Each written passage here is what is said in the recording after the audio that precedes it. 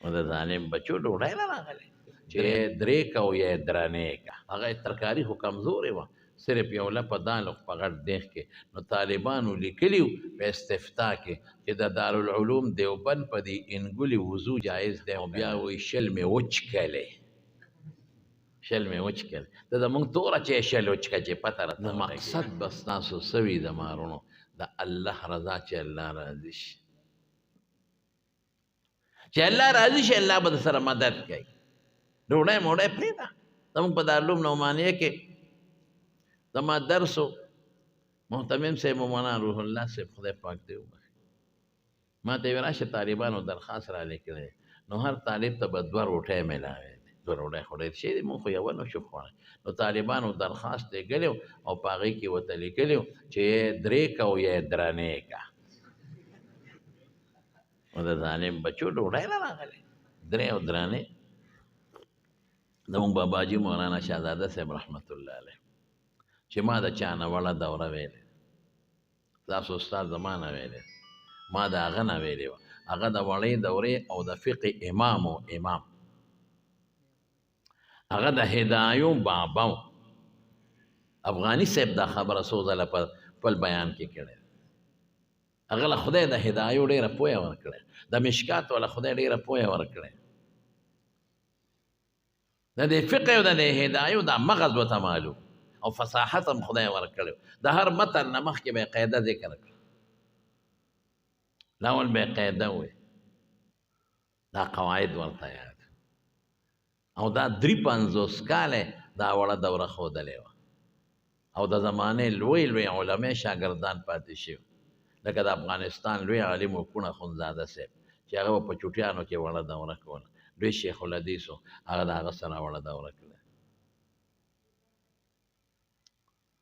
او ستاسو د کوهستان ملنګ مولوي صاحب اوس وفات شوی دی یو کال نیمه شو ډېر لوی عالم او د منطقو ډېر لوی ماهر و هغه سره وړه دوره کړې مولانا عبدالحلیم صاحب د هغه سره وړه ډېر شي شاګردان یې خو هغه د هغه شاګردان هم لا نه شو هغه زمانه کې د وړې دورې لویه حلقه به د سره لویې دورې له به طالبان غورغشتو ته لېږل د غورغشتو بابا نو هغه خبره کوله یو ځل وی په دارالعلوم دیوبند کې طالبانو مفتی صاحب ته استفتا وکړه فتوا وغوښته مفتی عزیز الرحمن صاحب ته نو هغې کې ته عجیبه تپوس کړی هغه ترکاري خو کمزورې وه صرف یو لپه دال په غټ دیغ کې نو طالبانو لیکلي په استفتا کې چې د دارالعلوم دیوبند په دې انګولي وضو جایز دی او که نه دی تاسو ویلي دي که چې درې صفتونه خو ګورې دې کې د تاسو ته یو خبره کوم دا درې اوصاف چې بدل شي خوند رنګ وي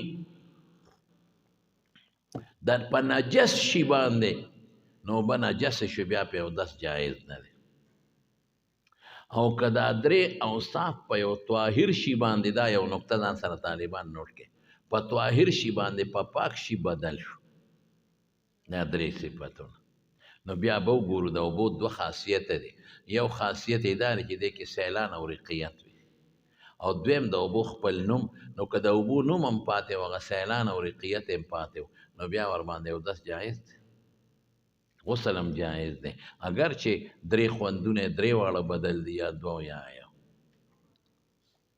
او که د اوبو نوم ختم شوی هغه سیلان او رقیت چې کوم خاص خاصیت دی ختم شوی نو اگر چې اوبه پاکې دي جامې به نه پلیتای وضو پې جایز نه دی لکه مثال به درکړم په نجس او په پلیت چې که دا درې څیزونو کې یو خوند بدل شو خو به نجسې شوې او دس پې جایز نه دی جامې هم پلیتای او که په طاهر شي لکه اوبو کې د مالګه واچو خوند بدل شي اوبه خو دي که نه یا ډیټال دی پکې واچول خلک یې لامبي اوبو کې ډیټال اچوي که نه اچوي نو بوی یې بدل شو خو نوم یې د اوبو دی عرقیت او سیلان شته نو لمبل هم پې شي او دس هم پې کولی شي یا پخوا فقهاو اشنان وغیره لیکلی دي یا د رسول الله مبارک د بیرې پاڼه یادې کړي چې مړي له غسل ورکوي د بیرې پاڼه سدر پکې واچوي پاڼه یا اشنان فقهاو لیکلی دي نو چې دا دی واچول خو خوند بدلی رنګ هم ورسره کله بد خوند خو خامخا بدلی لیکن پیغمبر مبارک وی غسل له استعمال کړي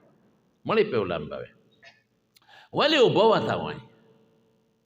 یا بعضې عرب نن سبا چې لامبي په اوبو، نو په اوبو کې خوشبو واچي، ډېر خلک اوس هم اچوي، خوشبو پکې واچي، او اوبه خوشبویه شي، وجود نه خوشبو دي. نو دې سره د اوبو صفت بدل شو، یو صفت نه، بعضې وخت دوه هم ورسره بدل شي، کله ورسره رنګ هم بدل شي، لیکن اوبه ورته وایي، ماء ورته وایي. او دا اوبو هغه رقیت او سیلان هم پکې باقي پاتې، نو وضو پې جایز دی. او که په پاک شي باندې دی کې یو صفت یا دوه بدل شي، خو د اوبو نوم لاړ ختم شو. لکه شنه چای، افغانیان خو په یو غټ دیګ کې یو دوه څلور دغه ور واچوي، پاڼې ور واچوي، او بیا وایي شل مې وچکلې، شل مې وچکلې. ته زمونږ توره چای شل وچکه چې پته راته ولګېږي، هغو تشې اوبه دي او یو څو پاڼې پکې اچولې. نو ګوره نوم د اوبو بدل شو. اوس ورته څه وایي؟ شین چای ورته وي، اوبه ورته نه وایي. نو نه پې اگر چې پاکې دي، شنه چای دی په جامه پرېوته پلیتېږي نه، په وضو پې جایز نه دی. دا یو مثال مې درکړ. خیر هغې استفتا وکړه چې دارالعلوم په دې ترکارۍ باندې اودس جایز دی او که جایز نه دی. نو مفتي صاحب ورته په جواب کې څه لیکي، هغه هم د خوشطبعۍ جواب ورکړ. وایي چونکې مرچکې پکې د خوند دی بدل دی، نوم یې ورسره بدل شوی دی، سالن ورته وایي، نو په دې وجې نه پې اودس جایز نه دی.